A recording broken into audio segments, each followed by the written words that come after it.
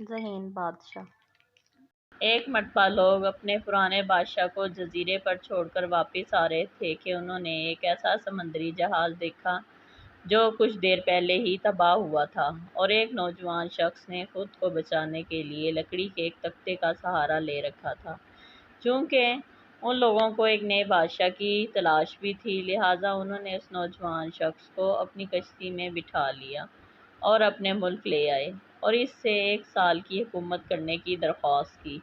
پہلے تو وہ نوجوان نہ مانا، لیکن پھر وہ 1 سال کے لیے بادشاہ بننے پر رضامند ہو گیا۔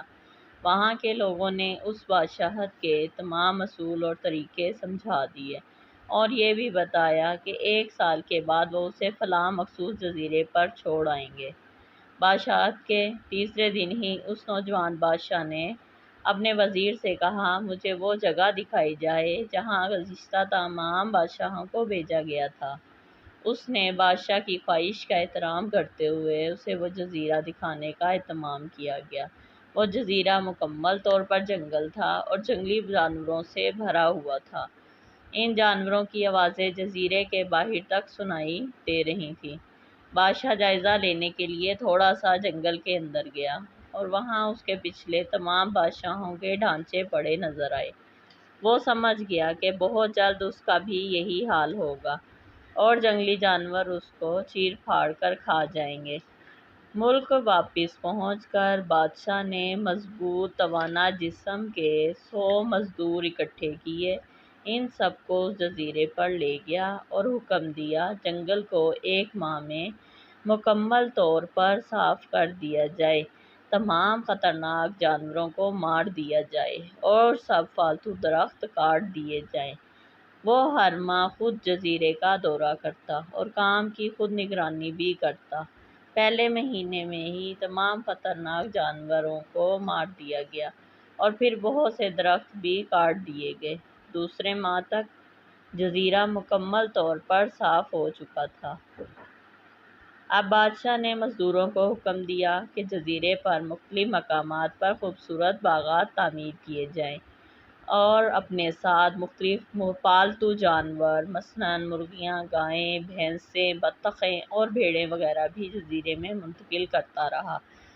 تیسرے مہینے میں بادشاہ نے اپنے مزدوروں کو حکم دیا کہ ایک شاندار گھر تعمیر کریں اور اس جزیرے پر ایک بڑی سی بندرگاہ بھی بنائیں۔ گزرتے مہینوں کے ساتھ ساتھ وہ جزیرہ ایک خوبصورت شہر میں بدلتا جا رہا تھا۔